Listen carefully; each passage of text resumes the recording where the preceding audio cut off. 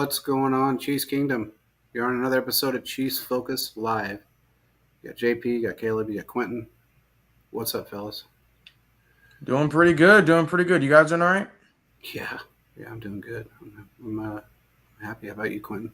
I'm doing pretty good. We got some Chiefs news to talk about. Contract news, which is weird because usually we don't get contract news once the season starts. But Patrick Mahomes restructures contract. That's the first thing we're going to get to. We'll talk a little bit of defense, and we're going to finish the show off with a brand new segment. So stick around for that. Yes. Patrick Mahomes. He is now the highest paid player in history over a 4-year span, which it's well deserved. His contract's worth up to $218 million over those 4 years. There's a reason why that. What's up, Philip? There was a reason why that was done. I'm glad they did it. It's well deserving, and it shuts a lot of naysayers up as well. But it clears up some cap space. Everybody's concerned about the cap now because they think it's going to be killing us for the next 4 years. You have to understand something. I want to spit this out really quick. His 10-year contract is still in effect. Yes, it's the same. Hey, what's up, Will? It's the same thing. The contract has not changed other than the money aspect of it. We can still convert his money to bonus structure. So no matter how you want to slice it, this is not going to affect our cap. The cap is a mythical number when it comes to the Chiefs. There's a lot of other teams that struggle with the cap. We do not. Quit worrying about it. That's real simple. I mean, it's a very simple thing. His contract is very, very flexible. So what they did was clear up a lot of space for us. And I know Chris Jones is probably looking at it and probably took a double take, which, hey, what's up, Chiefs Live? Which it is what it is. But we're good, man. It is what it is. It happens. He deserved it. Mm-hmm. We cleared up some space. He's a happy camper. We still got him for the next 10 years and beyond. To be honest, he's not going anywhere else ever. What do you guys think? I think it's a great move. It's going to help out. I mean, it basically shows number one, Mahomes deserves that money. I mean, there's a quote that Clark Hunt said, even that's not enough money to say all the different things he's done for this team. Five straight AFC Championship games, 2 Super Bowl wins, another Super Bowl appearance where they lost. I mean, they've just done great things as completely turned the brand over in just a few short years where the Chiefs weren't talked about. You could have someone go around with a Chiefs gear and no one would talk to them in 2016, 2017. But now with the emergence of Mahomes, everyone's like, go Chiefs, or has something to say. Yeah. So it just kind of show you that this one man has completely changed everything. I mean, I knew the guy was a real deal when we could complete a 3rd and 7. I mean, for other teams, that's routine. I'm sorry, but Alex Smith just couldn't do it. But what we're going to see later is that Mahomes could make a 3rd and 20, and I even felt kind of comfortable. 3rd and 12. Yeah, there's a good chance we got this. So when we look at all these different things that come with this, I mean, it's a great move. And I know Mahomes, he's not trying to kill us in the money. He realizes there's different things that need to be done. Does this also free up a little bit of money for this year? Yes. Okay, so it's all going to work out in the end. It's going to come out of the wash eventually. And, I mean, he's just great to have for our team. Quentin, what you got?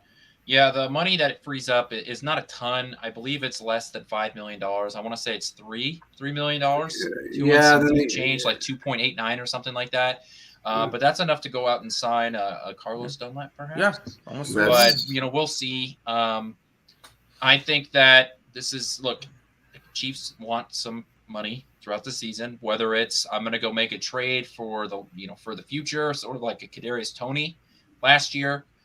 When you make a move midway through the season, and the conversations we were having were, look, he's going to be on this team for this year, but this is more of a move for the future, which it is. So maybe Kansas City does something like that. Maybe there's a veteran that you bring in, at week 6, you've got an injury. There's a guy that, you feel comfortable bringing in, and you're able to do it. So Kansas City loves having some of this free money. The other thing that I would say is this still has some of the, you're right, JP, in the sense that it's the same contract. There's a ton of the same mechanisms that are in it, right? His contract still guarantees 2 years in advance. All of that stuff is still in there. So you can still rework this contract moving forward. I expect them in about 4 years to redo this contract again.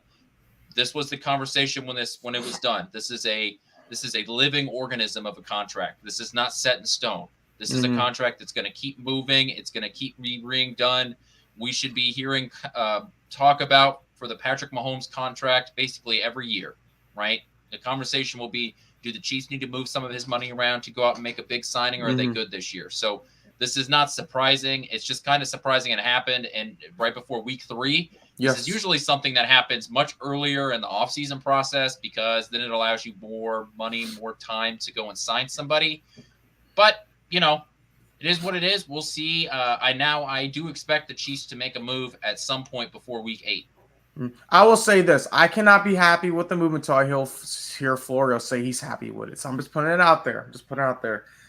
No one got it besides Quinn. That's okay. As you guys know, he's been hateful on the Chiefs contracts and been trying to cause deception and tyranny. And it has not worked. So I wonder how he's doing with this whole thing. Who's that? Mike Florio. Oh, look, man. I you know what? Every time somebody says his name, I actually get a cramp in my ass. He's like that wart that never goes away, the boil that never pops. I don't understand it either because he was very good friends with Brett Veach.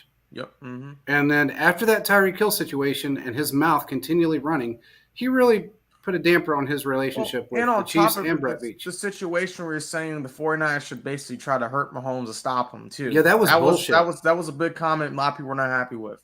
Yeah, that was wrong. But, Mike Florio, look, man, that's why the guy's a millionaire, because he's a clickbait artist. It is what it is. Let him say what he wants. He makes a lot of enemies, friends of his that now are enemies. He's done that on his own. To me, I could care less what he says. But the one thing that I will say is that, again, for anybody that came in late, it makes zero difference about this contract. It changes nothing other than gives us a little bit of extra money. And really, I think it's closer to the $4 million range when you consider everything, because some of that is incentive money as well. And then you can also convert some of his money. And look, to make it very easy for people to understand, either the cap pays it or it comes out of Clark Hunt's pocket separately, because that's what bonus structures do. When you get a bonus structure, the bonus comes out of the owner's pocket. It doesn't affect your cap.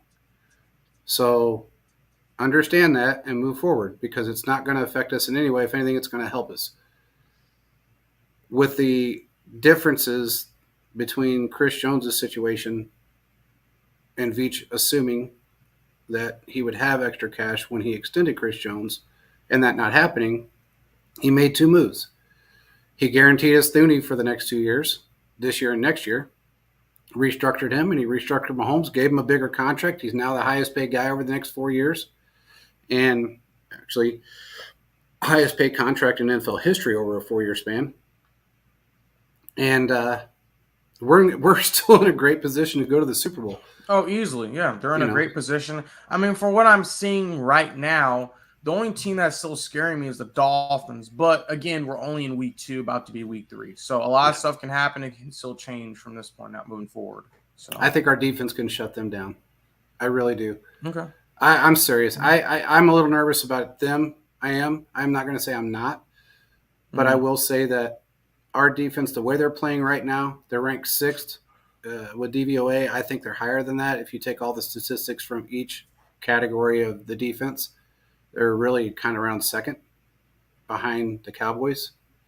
And the Cowboys are based upon a 40-0 blowout right now, and then also last week's win. But there's so many things to take out of what this team has done. And Patrick Mahomes himself said it. His words. The defense won this game for us. The way they are playing, once this offense gels, there is nobody that can stop us. We're going to be lethal. He's not wrong. There's nothing wrong with this offense. It just takes putting the right guys in the right position to win. I am very happy with who we have. If they go out and in fact, from what I've understood, they're looking at a defensive edge. If they're going to sign somebody, which, again, Carlos Dunlap, is the number 1 guy right now because he knows the system. He did a great job with us last year, and he also does a great job with mentoring the rookies. We have a great defensive line. Why not make it a little bit better? Well, the wide receivers will come around. Well, and that's my question to you guys. I mean, I saw a couple hypothetical trades being thrown out there. Number one, I saw the Chiefs are apparently favored to get Mike Evans. They're at the top of the board. And then number two, and I don't know if this one is true, but apparently the Chiefs maybe or maybe not want Kyle Pitts. So I don't know. What are your guys' thoughts on those? Because Tight end, but I mean, but you need He's kind of, you could he's put a him as a tight wide end on the receiver, though. roster only. He's a guy, he can go outside the slot. he can. I think he's more valuable than just a tight end. And that's what I'm thinking. They can use him in so many different situations. So kind of we'll start off with kind of the wide receiver, Mike Evans, and we'll move on over to Pitts. But what do you guys think about possibly bringing Mike Evans? I know he's going to probably want a new contract, but what are your guys' thoughts? Should we take him as a one-year rental? What should be the process with this? I don't think it's a good idea. First of all, I don't know how we could afford him. Even if we had $2 million or $4 million, we couldn't afford him on a trade really right now, unless we decided to extend him because we're not going to pay off his contract with what he's got coming this year. Mm-hmm. I don't think it's a good idea to sign a veteran wide receiver that doesn't know the system, that hasn't been in the system. I don't know what it's going to benefit us other than tell our guys that we have right now, sorry, you're just not cutting it. We're bringing somebody else in that may not be able to do it because he doesn't know our system. That's just my take on it. I feel like these guys will eventually gel. And when they do, they're already starting to. That was pretty obvious in this game.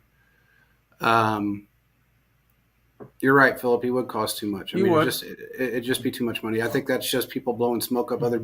And not only that, with the emergence of him, he's done too well. And that's what I'm saying too. He's going to want some money, and the only team I could see him possibly going to would be the Bears because they need some more receiver help. What do they need? And again, will he go there? I mean, that's the thing too. A team who needs some wide receiver help would need him. Now, I don't know who that team would be. And the Bucs look good. Start off 2-0. I don't know what's going to happen, but we're seeing they may have something now. This is not the first time we've seen a team do pretty good, start 2-0 and is in a good spot. I mean, the year the Chiefs lost to the Bengals in the AFC Championship game, the Broncos started off 3-0, and we all knew that was a phony 3-0.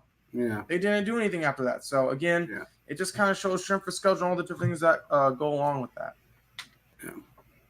Look, in terms of making a trade for a guy like a Mike Evans, I think that it would be difficult to make the move for a couple of reasons. One, I'm not so sure that you have the capital to make a move like that. The problem is that the trade deadline is at week 8? It should be at week 10, but week 10. Yeah, okay. Week 8. By that time in the AFC or the NFC South, the Buccaneers might still be in the playoff hunt with that crappy division. So let's say they're right around 500 at that point. Do you really think anybody's running away with that division? I know I believe the Falcons are going to win it. You guys have picked the Saints, but with the way the Buccaneers are playing, are there really a chance that the Buccaneers are going to go fire sale mode in that division? So if you make that trade, you're going to be taking him from a team that thinks that they still have a chance. That means that he's going to come at a premium. I agree. So you've got that going against you. 2, there are chances that if he becomes available, how many other teams are going to try and want to snag him up? Well, and that's another thing too. I don't mean to interrupt you. Oh, sorry, what were you saying? Oh, how many other teams are going to be in the hunt for a guy like that, right? And then 3, you brought this up earlier. He wants a new contract. So if you're going to sign him, he's almost on the edge of 30. I think he's either 30 or turning 31, something like that. At the end of the season. So even if you figure out a way to sign him to a contract, it's going to be expensive, and you're going to have a post-30 wide receiver with an injury history on your roster. I just don't think it makes sense. It's one of those, you see the name, you see the oh my God factor, and you click on it. Yeah. I will say this too, and this is one thing, and JP has enlightened me and told me different things. It would not be surprised if the agent is getting someone to put this information out there because he's been wanting a good contract too. He has proven, he's basically said, I want to be here for life. And he gave him a deadline, didn't get it to him. And they're kind of weighing their options. So I don't know. But I do believe if push comes to shove and let's say the Buccaneers kind of want to restart, they could get some capital, some draft capital, make some moves. I mean, you could say he's easily worth a pick at the most if you want. I think it just depends on where they're at come week 7. I really do. I think it's going to end up, and that's if they trade to anybody for that matter, because he is really the only shining light they have on their offensive as far as their wide receiver core. Somehow they're doing good. I don't know how and why, but somehow they're doing good. I don't know either, but it'd be like us saying, okay, you know what, we might as well just get rid of Patrick, because he's the only shining light on our offense in a lot of people's eyes. It's just not.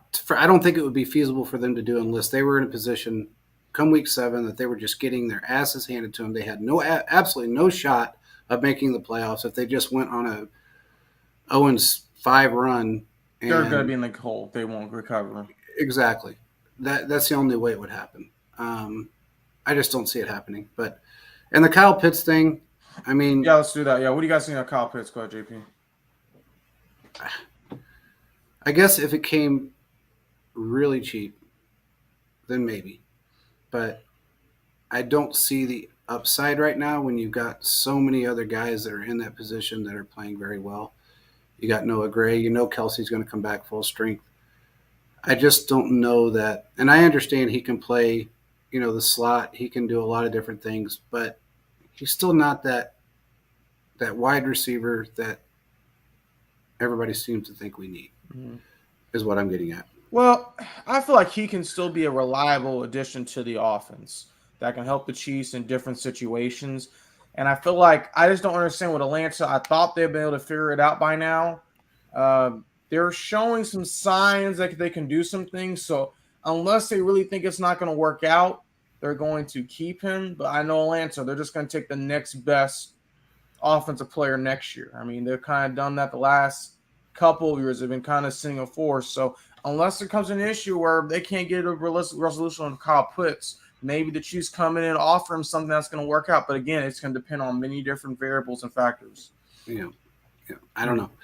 I still think they're leaning toward a veteran defensive edge. And the only reason I say that is just because they want somebody to mentor up these guys that are already standing out, showing up.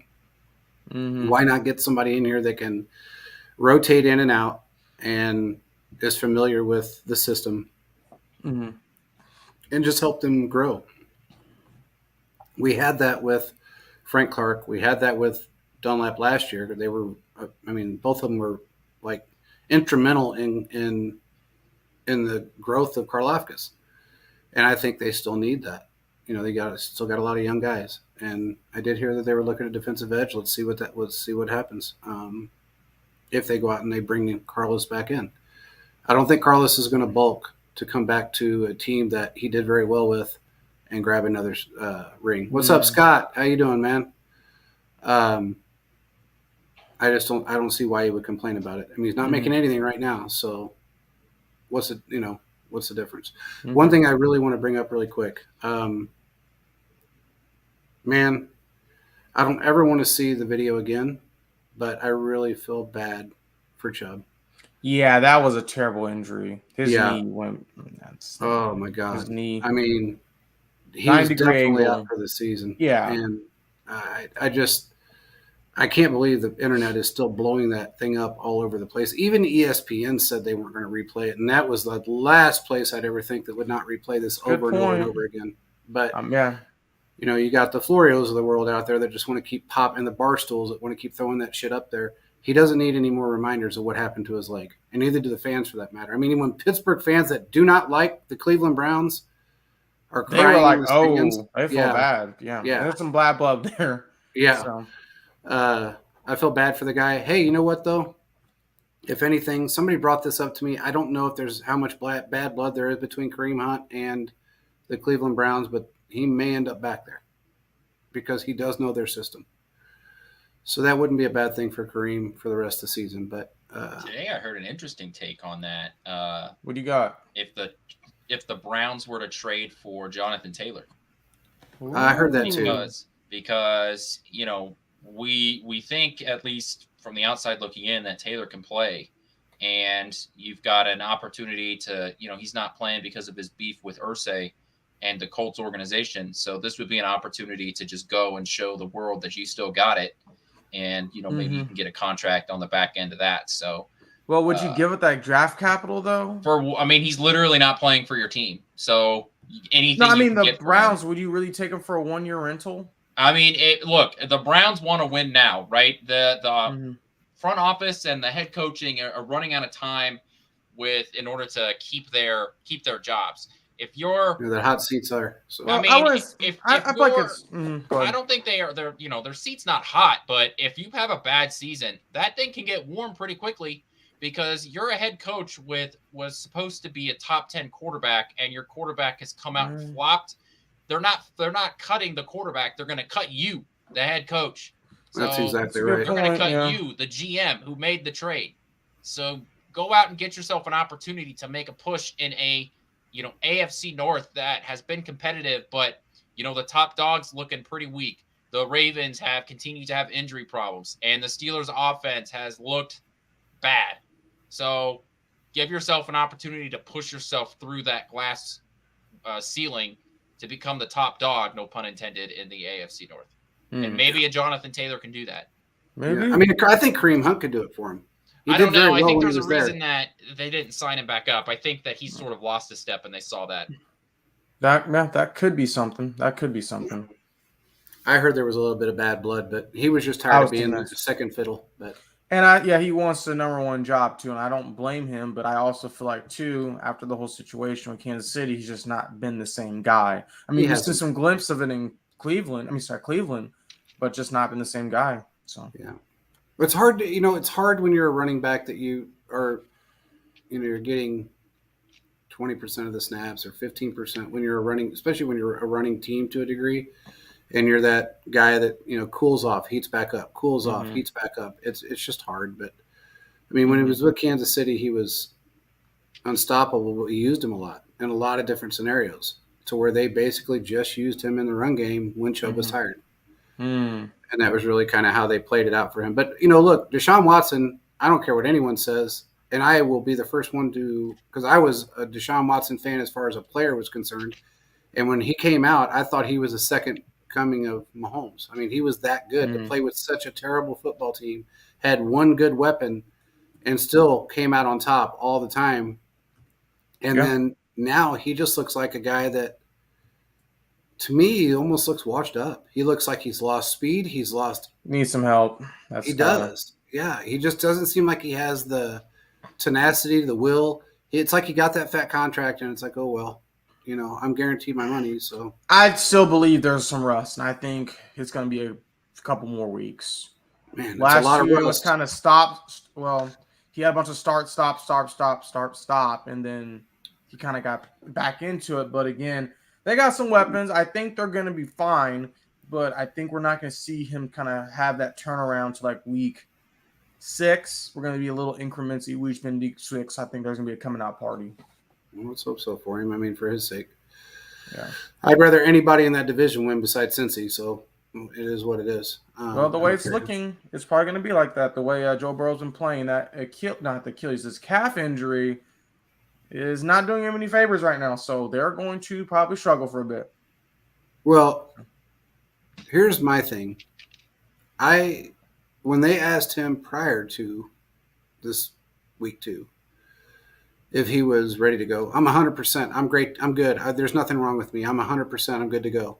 Then when he got his ass handed to him, my calf's bothering me. I think he always was trying to say, I can do this, which I agree. I'm happy for him, but I also feel like, too, that calf injury is going to nag, and he may get that Achilles torn. If it's That's not the torn, problem with it right there. and that's the thing. They gave him all that money, and yeah, but we know that when the calf strain, that puts weakness on that Achilles, and once that snaps, Yep. not a great combination. No, ask Aaron. And I think they play on turf, too, so it could be even worse for him. Yep. So I don't know what they're going to do. They gave him a lot of money. I think he can do a lot of great things for that team, but also they can't pay everybody. They can't pay everybody. When like Jamar Chase is trying to figure out who's going to set the floor, you can't get that much money to Burrow and Chase. You got to figure out a happy medium deal. A happy medium. There's only so much money to go around. Absolutely. Absolutely. They're going to struggle, and I think this year they're going to regress a little bit. And if it is his injury, that's why. But I feel like they're going to – and look, man, Orlando Brown Jr. is doing them absolutely zero favors, which we knew he wasn't going to. Burrow is running for his life all the time because of him. So I don't know. I think they're going to regress a little bit, and it's not because whatever. I just feel like it is what's going to happen. Um, they'd always start off slow anyway. I think the year they went to the Super Bowl, didn't they start off at like 1-4 or something? 1-5, think so, something like yeah, that. something like that.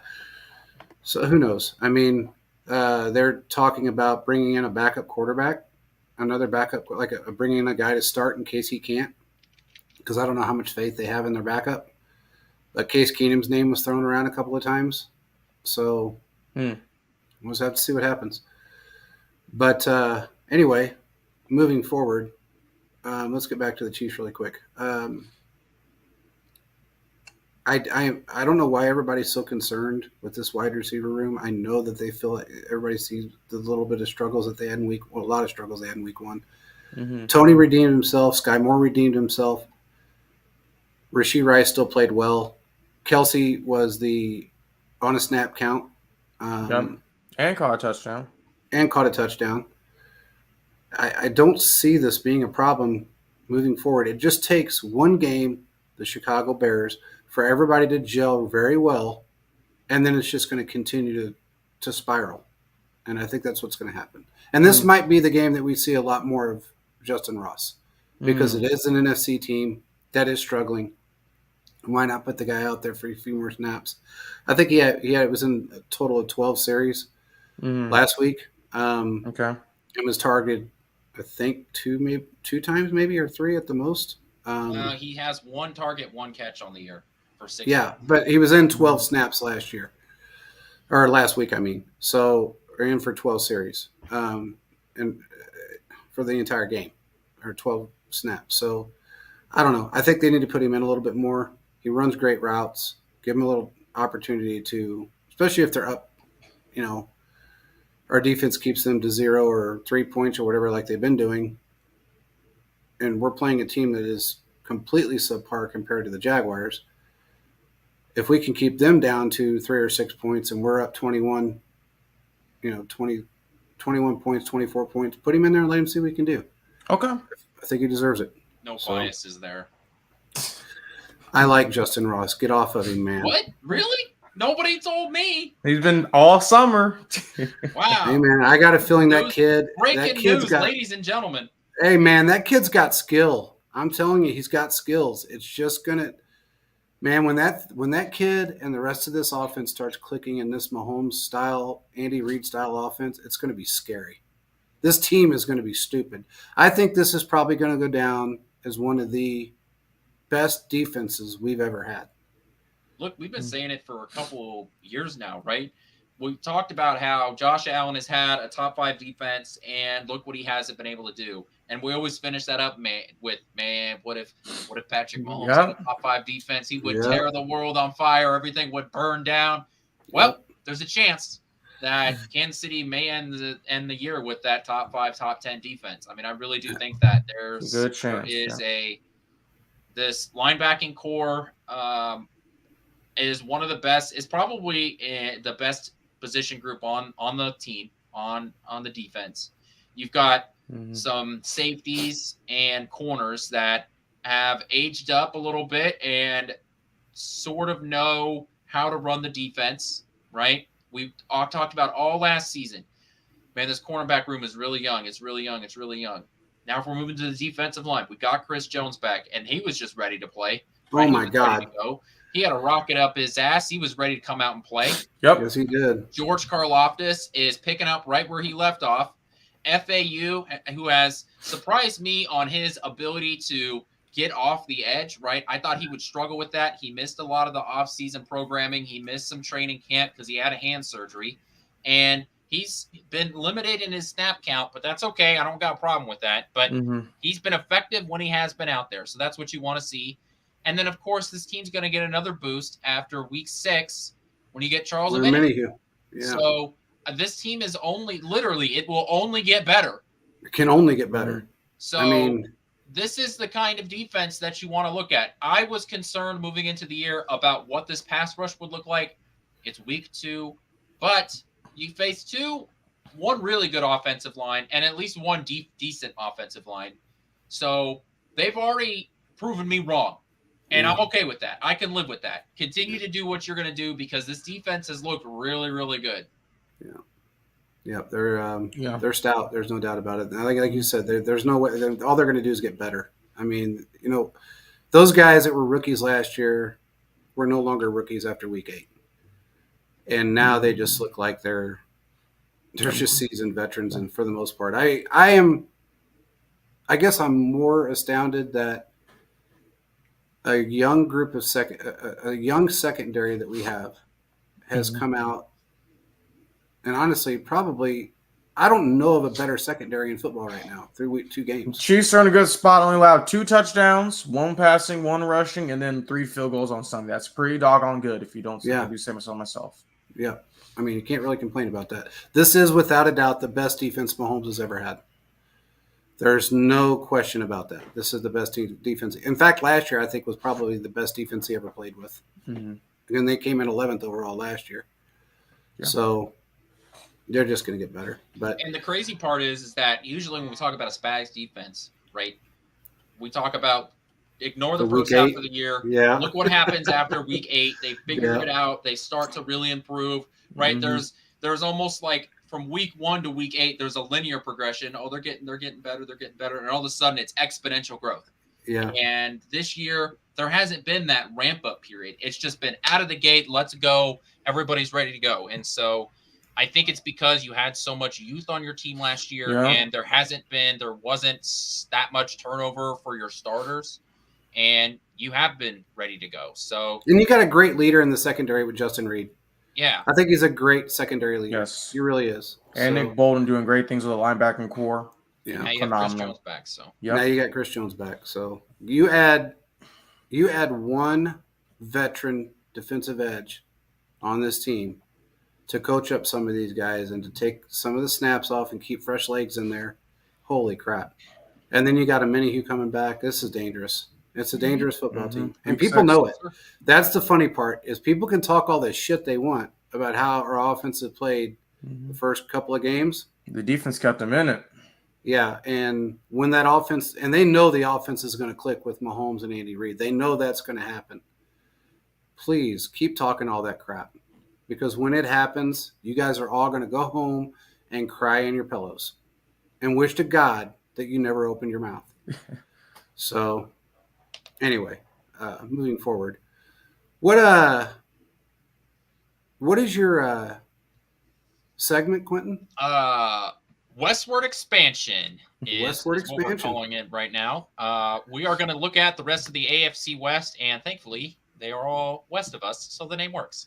Yay! Creativity. So we are going to talk about the Broncos, Chargers, and Raiders, specifically in that order. Just give some thoughts. We're not going to spend too much time on each team because none of them really matter in the grand scheme of things. But, we have to care about them because, we face them twice a year. Yeah. So let's go ahead and start with the Broncos, who are currently in last place in the division. Turns out maybe Sean Payton isn't as good as everybody thought he was. They are riding the struggle bus, and they are in the front seat. They're probably driving the damn thing. So Russell Wilson, I thought on the first game looked a little better, and I still think that he showed off the power in his arm, but with that Hail Mary they threw late in the game, and he's moving around in the pocket. I don't know if you guys remember this, but during the offseason, I said one of the things that they have to do is Russell Wilson has to be able to move in the pocket. He's not a pocket passing quarterback. He's a guy that moves and manipulates the pocket. He needs to be able to bring that back. They brought it back, but it's this wide receiver room, Garbageville. Offensive line, Garbageville. Running backs, I couldn't tell you any of the running backs on that damn team. So this offense is just bad. And the defense has some pieces here and there, but nothing. No, they gave up all their pieces. They got 1 or 2, but yeah, you're right. They gave up most of their pieces. Yeah. And maybe the most impactful thing is simply that they've lost the first 2 games were won against beatable opponents. Yes. Right? They faced the Raiders week 1. They lost 16-17, which was the exact same score they lost to last year to the Raiders.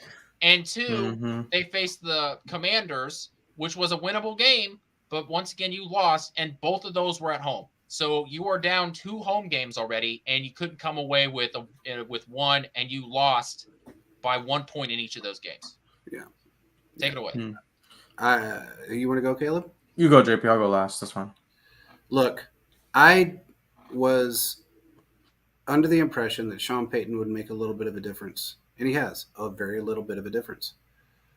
I thought that they would probably come in second or third in the division. I still think they'll be second or third because the Raiders are just a hot mess. But I don't see the upside on either part, whether it be Russell Wilson or bringing Sean Payton in to make this team any better. I just don't see it. Sean Payton, and I said this before, and everybody said I was crazy. Sean Payton was used to working with one guy that came in at an extremely high level and was able to run the offense for him, and that was Drew Brees. Mm-hmm. Russell Wilson did not have that in Seattle. Again, for the last, I sound like a broken record. He didn't have that in Seattle. He was a piece of a very good football team for about 6 years. And then as that football team broke down, he went down with it. And if you guys remember, his last 2 seasons in Seattle, he threw for like 18 touchdowns, and then I think the other and 2,600 yards. And another season, I think he threw for 21 touchdowns, maybe, or 16 touchdowns. I can't remember. But they were both really bad seasons. And he had DK Metcalf. He had Tyler Lockett. He had guys out there that could move the needle if he was good enough to get the ball to him. He just fell apart. It is what it is. Pete Carroll ran that team. Geno Smith made him look like an idiot when he left there. He made him look like a third string 45-year-old quarterback that was just trying to hang on to something. And honestly, it's kind of boiled over to the Broncos. Yeah, he's moving a little bit more. He lost a little bit of weight. He's still got the Jay-Z Beyonce complex. Although Sean Payton took most of his amenities away. He doesn't have his office anymore. He doesn't have his personal chef. He doesn't have his assistants. He doesn't have all the things that he was brought in to have. I don't know if that made him a little more spiteful or a little more arrogant, or if it's just he sucks. But he is not the quarterback that everybody assumed he was. He had way too many great pieces around him when he went to the Super Bowl. Mm-hmm. Beast mode. All the guys that brought him a fucking amazing defense. He's just not that guy. I'm sorry, but he's not. Derek Carr is a better quarterback, and I can't believe I just – oh, God, that hurt a little bit. I'm going to throw up. I can't believe I just said that. But Derek Carr is a better quarterback than Russell Wilson. He is. Plain and simple. They're going to end up probably third because I think somehow, some way, the Chargers are going to get their act together to some degree in this division. I think the Raiders are just going to Raider. So that's where I put them right now. I agree with most things you said. I mean, when I saw the Hail Mary and then I saw them miss the 2-point conversion, I'm like, somebody check on the Broncos fan. But look, they have a lot of problems they need to fix and a lot of issues are there. I will say this. I think that eventually Sean Payton then will turn around. This year. There's going to be some issues. But I will see that they're noticeably better. They're noticeably better, in my opinion. This isn't the Broncos of old now. I did say in the offseason I would not be surprised if they still a game from the Chiefs this year, just due to how the way this rivalry has been, because I'm putting in air quotes, because it's been a one-sided rivalry where we've seen pretty much for the most part the Chiefs have smacked around the Broncos. And even though games were competitive, the Broncos just come that much short and they get all mad and angry and they just get all frustrated. And this is good for the Chiefs fans because all the years of Peyton Manning and John Elway terrorizing us, now we've been terrorizing them. So I believe at the end of the day, when I look at these different things that are going on with this Broncos team, they're just going to struggle this year. Yeah, they may have some moments. If they somehow make the playoffs, I'm going to be like, wow. But again, they are going to struggle this year. They are going to struggle. There's going to be a lot of learning experience, but eventually I think Sean Payne can turn it down. But this year, again, it's going to be some learning experience. So that's what I say there. Yeah. All right, next team. Next team, because the alphabet says so, we're moving on to the Chargers, the team with no fan base, the team that has broken all-time NFL record. I don't know if you guys heard this or not. The Chargers are the only team in NFL history to be 0-2, to have no turnovers, and score 24 points a game. To average 24 points or more than 24 points a game and to still be 0-2. The NFL has been around for quite a while, and the Chargers found a way. Congratulations. Let me throw in another quick important fact. One year, the Chargers had the best offense and the best defense and missed the playoffs. They have the 31st ranked special team, so it does matter. So the Chargers are just going to acquire all these weird stats like the Infinity Stones. The Chargers are going to Charger, and that's the theme of talking about the Chargers. They have talent, but it just seems like they can never put it together. Brandon Staley, I'm on board. Brandon Staley is a bad head coach. You have one of the more talented quarterbacks in the NFL, and it doesn't matter that when the Chargers come to Arrowhead, it's a tough game because they play us hard. The Chargers are a mediocre football team at best. I don't have them making the playoffs, but geez, the Chargers are just going to Charger. I still think they're gonna. I feel like they're gonna turn themselves around a little bit. I feel like, what's up, Brad? I think that Justin Herbert is a very competitive guy. I feel like they can turn their offense around a little bit. I don't know what they can do about their defense because they're just downright bad. Hopefully they can turn things around. I just don't see them coming in dead last. I think they're going to be in a dogfight between the Broncos and the Chargers for second and third. Doesn't mean they'll make the playoffs, but second and third can be some really low numbers, some really bad games, depending on how you look at it. But it's hard for me to believe that Justin Herbert is going to fold. Now, we talked about this before with the Chargers, and I was really surprised that he signed a contract with them. I know it's his first contract. He can get a few years in, get his bag, and then move on. I'm just, hypothetically speaking, I'm wondering how long he's going to hold out if this team continues to fall apart. I wonder how long he's going to be able to handle playing for a team that just outright sucks and can't get him where he needs to be. When he's doing everything he can possibly do, and they're just not helping, I don't know. I don't know how long. I think if he was with a different football team, and I could throw out a few names, even the Rams for that matter, he'd be – man, can you imagine him in the San Francisco 49ers system? Hold on. Who with the 49ers? Justin Herbert. I mean, it would be – that'd be pretty good. Now, I don't think they're going to do any trades like that, but I don't either, but I'm just saying, I mean, think about how he would be in a different system with a totally different system with a different coaching staff, somebody that understands his game, understands how to put a defense together, understands all three phases of the game, and puts it all together at one time. And they don't have to all be excellent. They just have to be average or a little above. If you could do that, he could be a winner. Yeah. I think it's the team.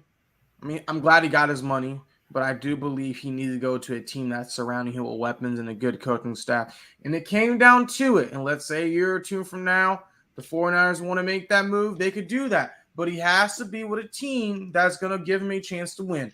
No offense to the Chargers. They have all these pieces, but all these pieces end up getting hurt and broken by the end of the year, and then nothing happens great. So yeah. Okay, I don't know who said that, Brad, that he can't see the field. Does he have a vision issue? No, they're saying he can't read defense. I know what Brad's referencing. I saw the tweet the other day. The guy can't read defense, doesn't really know what's going on. He's not that great compared to Tua, which I'm going to say this. I think he's better than Tua, but again, we're seeing two different teams, two different philosophies, and we're seeing how they're doing as a whole.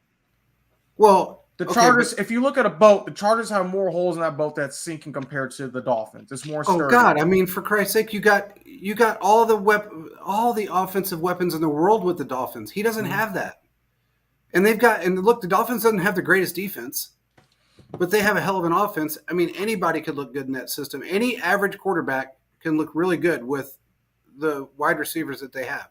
Tua is an accurate passer. There's no doubt about that. He's very accurate. But when you're throwing to a wide open wide receiver almost on every down, it's pretty hard not to be accurate.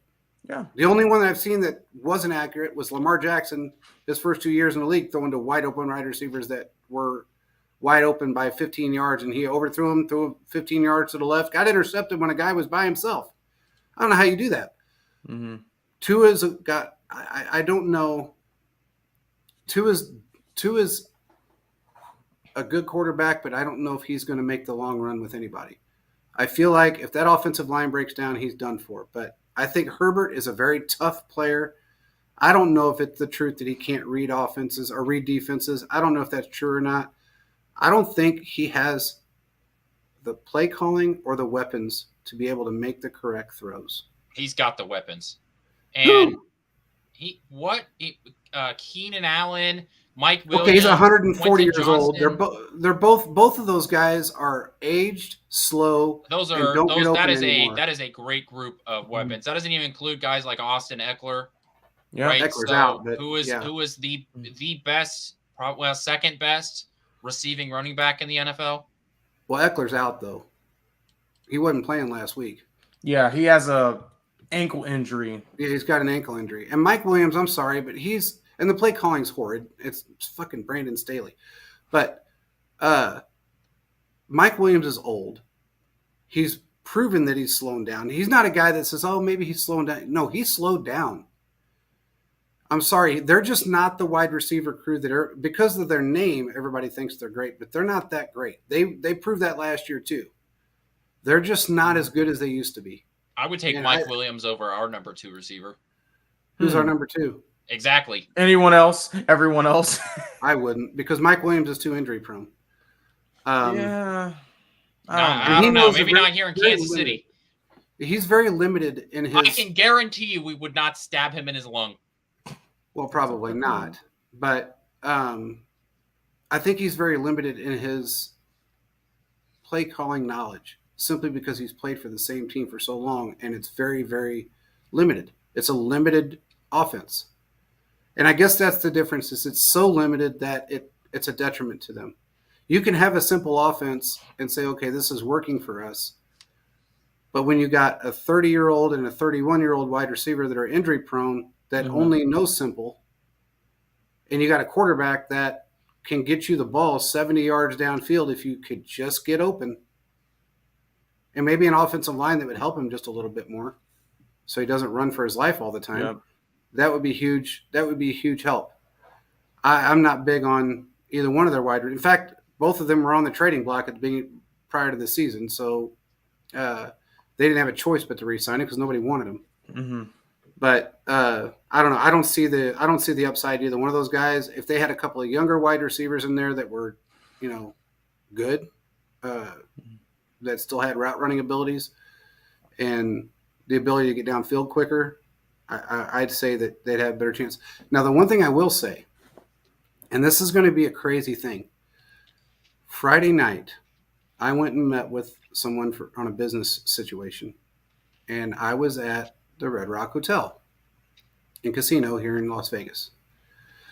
We were inside a restaurant, and we were sitting at the bar eating, and this woman that was sitting next to us, she looks down behind like the back of the restaurant, and then she looked at me, and she looked back down there again, and then she looked at me, and the guy that was sitting with me goes, "What the hell's going on?" I said, "I have no clue." Well, here comes this guy walking towards me, and he's giving me kind of a glare, and I thought, that's weird. And then he got close to me. It was Justin Herbert. He was with another guy and a guy in a suit. I don't know if he was working on a commercial, if they were working on a business deal. I have no idea what they were doing because he was playing in Tennessee, so he had to have flown either that night or the next morning to go out. But it was absolutely Justin Herbert. And as he walked by, I thought, why the hell is he giving me a dirty look? And I looked at the lady and she goes, that's Justin Herbert. And I said, it is. And he walked on by and I said, I don't know why he was giving me the glare. And she goes, I think maybe it's your hat. And I forgot I was wearing my Chiefs hat. Yeah. I didn't even think That'll about do it. That'll do it. And He's I just thought, well, jealous that Mahomes has fans. it might be it. But it was absolutely him. So I don't know what he was doing there. No, Given at the least not fact that that it far was from. It's like a 3-hour drive. to Tennessee. And no. You were in Tennessee? No, he had to play in Tennessee. Oh, on they have Sunday. airplanes, bro. I know, but it was just weird to me that he wasn't with the team and he was doing something separate at Red Rock Casino on a Friday night. And it wasn't like he was drinking or doing. I think they were just there eating and maybe going over whatever they were going over. Probably a business deal, things I got to be taken care of. So could have been, yeah. But it was just strange to me, and I don't know what he was doing. I have no idea, but it definitely was him. So actually, I was unsure of myself at first. So after he left, you can open the door and walk out into the casino. I just kind of got up and walked out, and I looked again, and it absolutely was him. So he's not as tall as I thought he was. Yeah, I will say that. I thought he was taller than he is, but seems like a nice guy. No, I didn't, Brad. I swear I did not say Mahomes owned you. I didn't say anything. I didn't even know it was him at first until I didn't even know he was there. I couldn't figure out why this lady was looking at me, looking at me, looking back, and I thought, okay, well, now I know. So anyway, moving on. Let's get our final thoughts about the Chargers. I mean, no, not Chargers. The Raiders. Yes, go ahead, Quentin. The Raiders. Okay, the current AFC West #1 seed. I almost said Oakland. The Las Vegas Raiders, who are 1-1 and beat the Broncos by 1 point. Look, I'll make mine quick. I don't believe in their head coach, and I believe their team is going to fall apart by the midpoint of the season. So they're going to finish last in the West. Those are my thoughts. Yeah, Bailey, you want me to go or you go? Oh, dude, yeah, same thing. Devontae Adams will be traded at the deadline to a team that really needs help with wide receiver. I agree. And not Hunter Henry. Renfro will be gone as well. I agree. Yeah, they just 100%. Got smoked by the Bills. Oh, smoked. Yes. Smoked. They were charcoaled. They were caught on fire. It was a dumpster fire from the start to the finish. Jimmy G proved exactly who he is.